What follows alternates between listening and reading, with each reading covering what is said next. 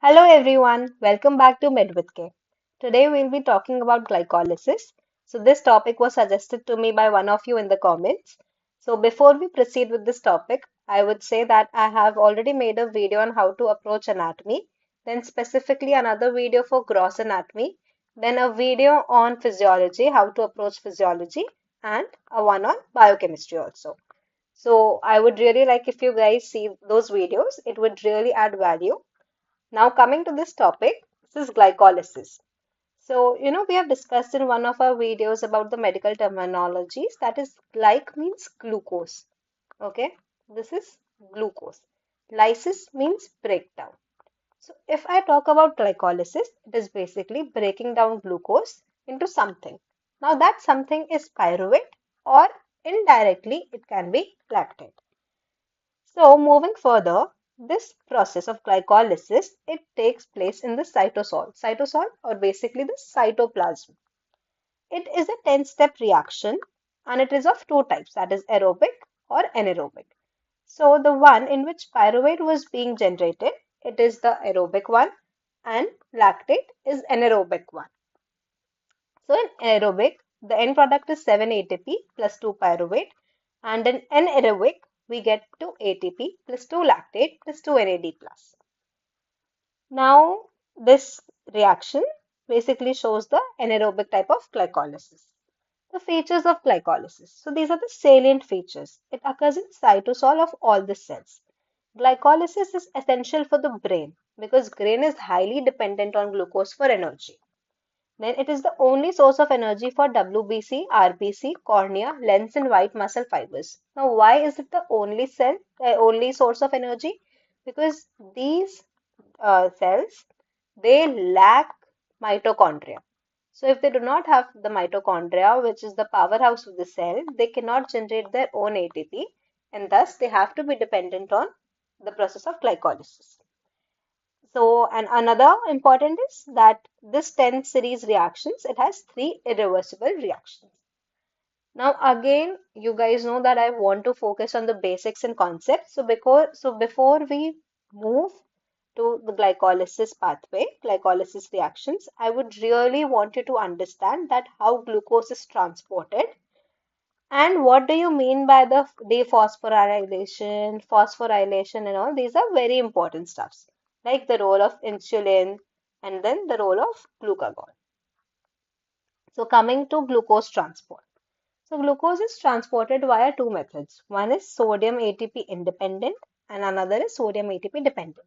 So what do you mean by sodium ATP independent? That it means that for the glucose to come into the cell, it does not require the help of sodium. And for the one on which it is dependent, it requires the help of sodium. So see, this is your cytosol. Here glycolysis takes place, right? This is your cell membrane and this is your ECM. So glucose, it comes from the ECM. Then we have a glucose transporter, right? So we call them GLUT, G-L-U-T, glucose transporter. So it is of various types. We'll discuss this over here. So this glucose transporter, it is a uniport. Uniport is one-time movement, right? So this. So this glucose comes in and goes into the cytosol. Okay.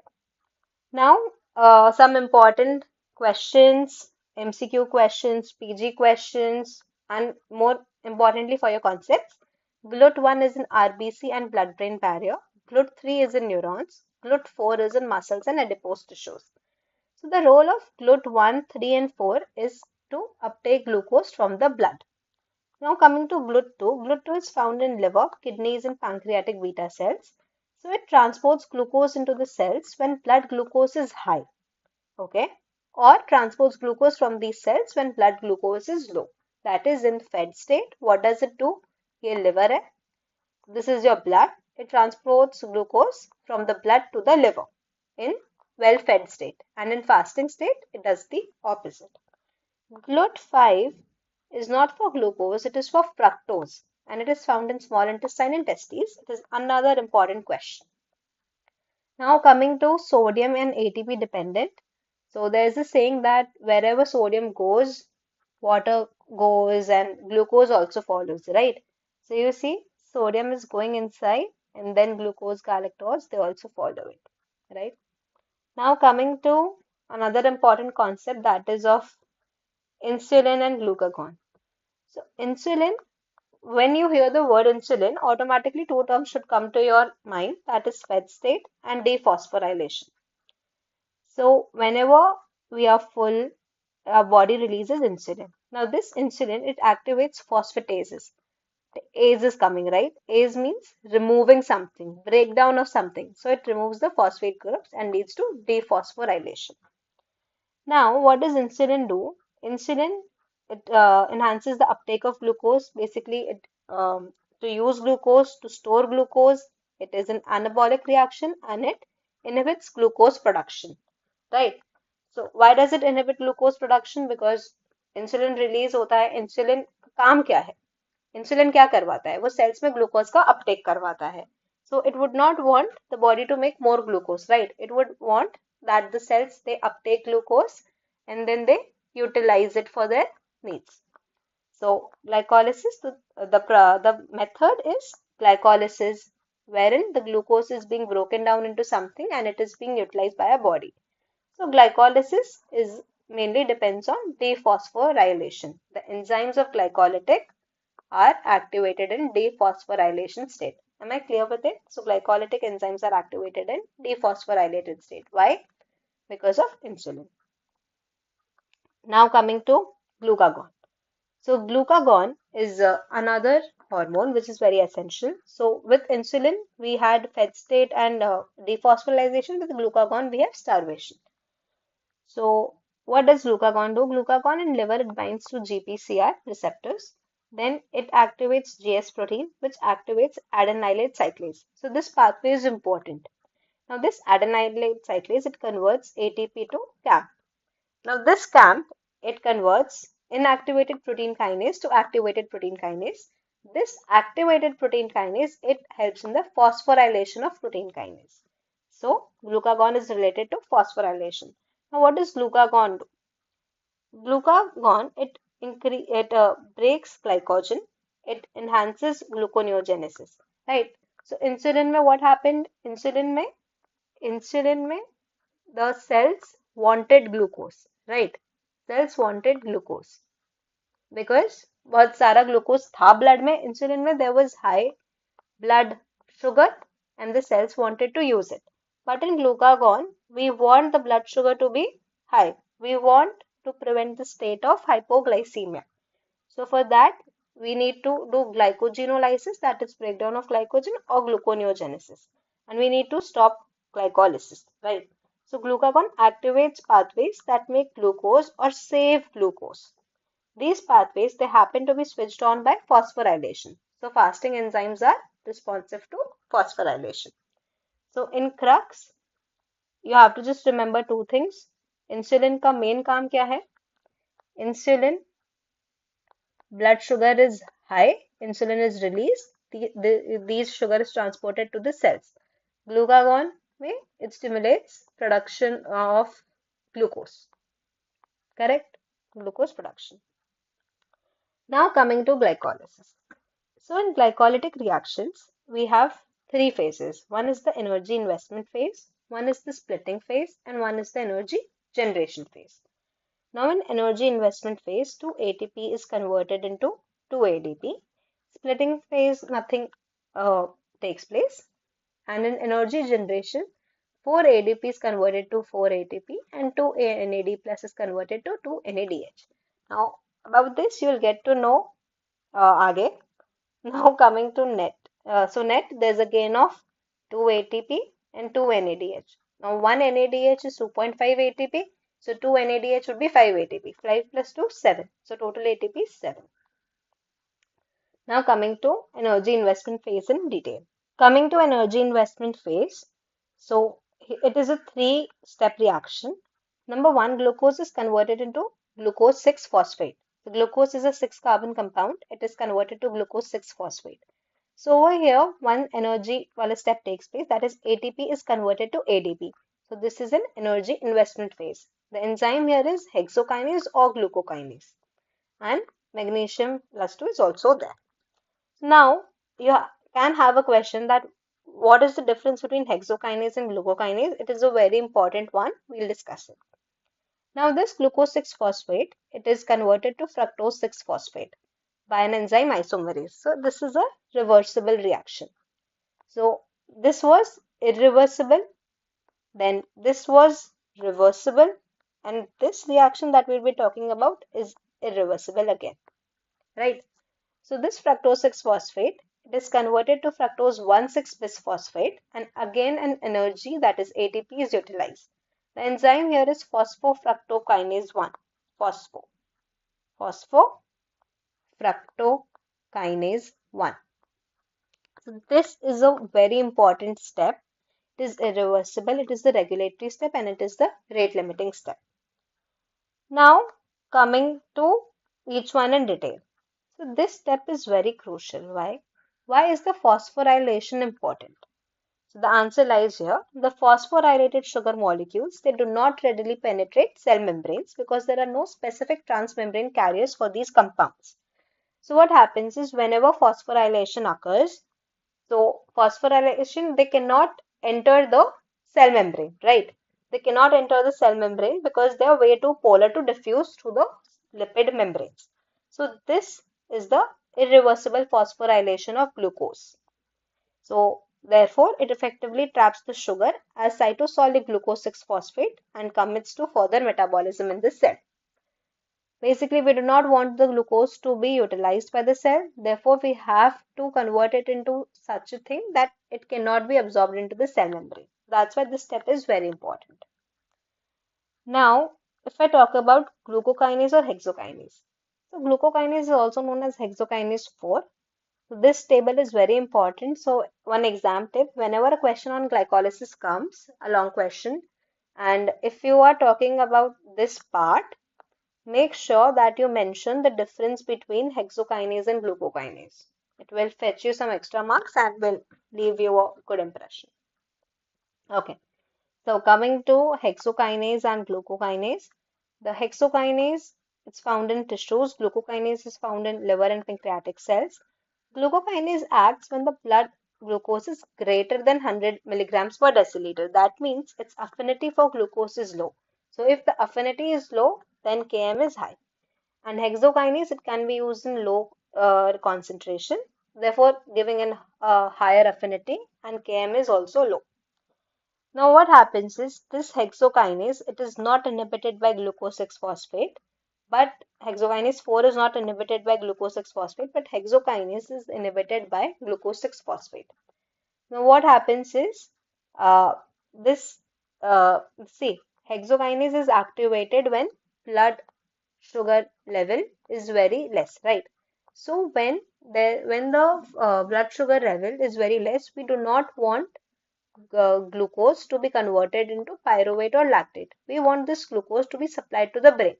So that's why this glucose 6-phosphate, it inhibits hexokinase because it can act on very low concentration of glucose. Therefore, prevents overuse of glucose.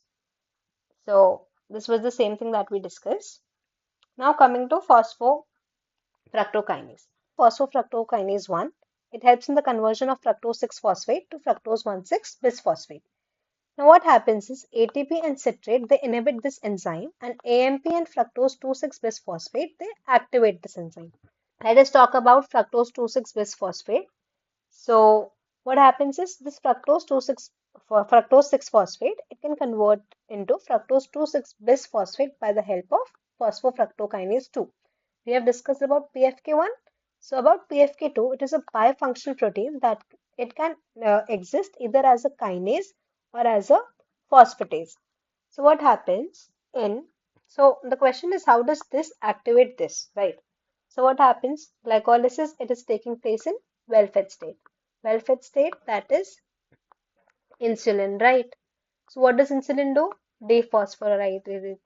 So insulin, it dephosphorylates phosphofructokinase 2, which leads to the formation of fructose 2,6-bisphosphate. So now when fructose 2,6-bisphosphate is increased, it goes and it activates PFK1, which leads to fructose 1,6-bisphosphate formation, which leads to glycolysis. Now a question. So what happens during the fasting state. So in fasting state, what happens? This phosphofructokinase 2, it acts as a phosphatase, right? So because of the influence of glucagon. So what happens? This fructose 2,6 bisphosphate, it is converted to fructose 6 phosphate, and through this it takes part in gluconeogenesis.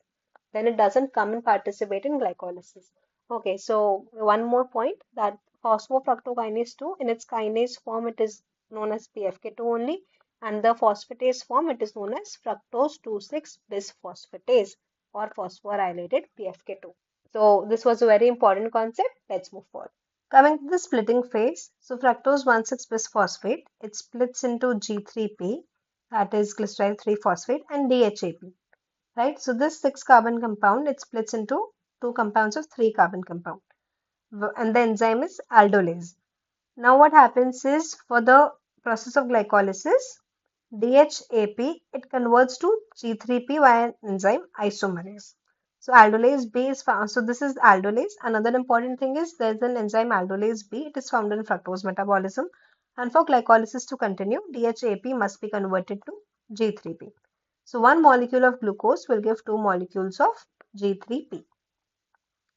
Coming to energy generation phase, so G3P is converted to 1,3-bisphosphoglycerate, and here 2 NAD plus is converted to 2 NADH, right? So remember this point, it is energy generation. So iodoacetate, it inhibits this enzyme, thus it inhibits the process also of glycolysis. Now this 1,3-bisphosphoglycerate, it is converted to 3-phosphoglycerate, and the enzyme is phosphoglycerate kinase. So an important thing to remember about this enzyme is the physiology, is that it is physiologically reversible kinase. And arsenate, it inhibits this enzyme. So in cases of arsenic poisoning, glycolysis won't continue because this step would be inhibited. Now what happens in a lot of cases is that 1,3-bisphosphoglycerate, it gets converted to 2,3-bisphosphoglycerate, which gets indirectly converted to 3-phosphoglycerate. So don't be confused. This is known as the Rapaport Leuberg shunt or 2,3-BPG shunt. So the need of this enzyme is, what does it do? It is present in high concentration in RBCs and serves to increase the oxygen delivery. So without this enzyme, the hemoglobin, it will hold on to the oxygen and it won't deliver the oxygen to the tissues, leading to hypoxia. So we want this enzyme to be there because it will help in the unloading of oxygen. So now the question is, what is more important, to prevent hypoxia or to generate ATP? So of course, more important is to prevent hypoxia. Therefore, in some cases, RBCs, they choose this pathway and they let go of ATP generation because of priorities again. Now this 3-phosphoglycerate, it is converted to 2-phosphoglycerate. Again, the enzyme is a mutase. This 2-phosphoglycerate, it gets converted to PEP, that is phosphoenol pyruvate, and enzyme is enolase. Again, an important thing is fluoride inhibits enolase. Now this PEP, it gets converted to pyruvate by the help of pyruvate kinase. Now again, this pyruvate kinase, you tell me when will it be activated? It will be activated in dephosphorylated state. Why? Because it is a glycolytic enzyme and it will be inhibited in phosphorylated state. So again, two ATPs form. So this part, when ADP forms ATP, is known as substrate level phosphorylation. So we have seen it over here also, substrate level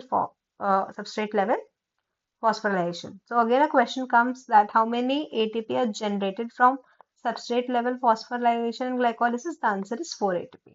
2 ATP, 2 ATP. Okay. So this was all about aerobic glycolysis. Now, if we have to talk about the anaerobic glycolysis, you will see that this PEP is converted to pyruvate.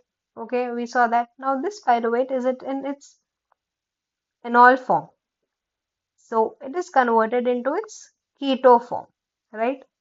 This pyruvate was it in its enol form, it gets converted to keto form. Now what happens is over here 2NADH gets converted to 2NAD plus and this lactate is formed. So the end product is 2 ATP plus 2 NAD plus is formed, right? Now, if I talk about pyruvate kinase, it is activated by fructose 1,6 bisphosphate. This is known as feed forward mechanism, and it is inhibited by ATP. So, we discussed the earlier that this fructose 1,6 bisphosphate, it activates pyruvate kinase. Okay. Now coming to covalent regulation. So what happens is in state of hypoglycemia, that is blood sugar is low. So glucagon is activated, and again we have discussed that it leads to phosphorylation of pyruvate kinase of a protein kinase which inhibits pyruvate kinase because pyruvate kinase is a glycolytic enzyme and it is activated in dephosphorylated state. So when phosphorylation occurs, it becomes inhibited or deactivated, thus leads to decrease of glycolysis. Now talking about regulation, we have discussed it already. First step was of glucokinase or hexokinase, then there was a step of phosphofructokinase and then a step of pyruvate kinase. So if the regulation comes as a question, you have to mention this step, you have to write this slide, then you have to talk about PFK1 because it is a rate limiting step, and then you have to show this part of the pyruvate kinase, this slide. Okay, so this would be your regulation. Now net ATP production from glycolysis is zero in RBCs. In which conditions? In arsenic poisoning and in Rapaport Leuberg shunt. Now coming to defects of glycolysis. So because glycolysis, it mainly affects the RBCs because RBCs rely only on glycolysis. So defect would lead to decrease in ATP and thus would lead to hemolytic anemia. So if there's a deficiency in pyruvate kinase or there's a defect of pyruvate kinase, it can lead to chronic hemolytic anemia. It can lead to increased 2,3-BPG.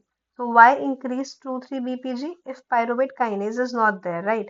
So this step, if pyruvate kinase is not there, then uh, phosphanol pyruvate would be more. So if we go backwards, this would be more, this would be more, this would be more, and thus 2,3-BPG would be more, right? So if 2,3-BPG is more, then what would happen? No tissue hypoxia. And similarly, in phosphofructokinase 1 deficiency, it is also known as Torrey disease. It is a glycogen storage disorder type 7. So over here, decrease 2,3-BPG. Now, why decrease 2,3-BPG? Because you see, it inhibits. So this step would be inhibited. If this is not being formed, then how can you expect 2,3-BPG, which is much later, to be formed, right? So over here we can experience tissue hypoxia and exercise intolerance. So this was it with glycolysis.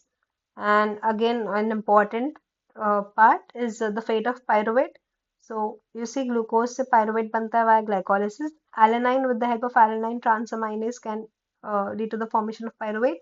Same with lactate in the process of gluconeogenesis. Then this pyruvate, from it, ethanol can be made in yeast and lactate can be made in humans. So this is the fate of pyruvate. You can have a look. So in short, if I were to summarize it, so in dephosphorylated state, insulin is the hormone. In phosphorylated state, glucagon is the hormone. Over here in dephosphorylated state, pyruvate kinase and phosphofructokinase 2 is activated. And over here, PFK, over here, pyruvate kinase is inhibited and fructose 2,6 bisphosphatase is activated. So glycolysis is on in dephosphorylated state and in phosphorylated it is off because over here we have to use excess glucose and we have to spare the glucose for brain. So that was it for the video. Here are my notes. If you want them, you can tell me. I can put it in the comment section. And that's all. I hope you liked the video. I hope you gained something out of it. You can comment be the next topic that you want me to discuss. Till then, have a great day. If you like the content, please like, share, and subscribe. That would mean a lot. Thank you so much.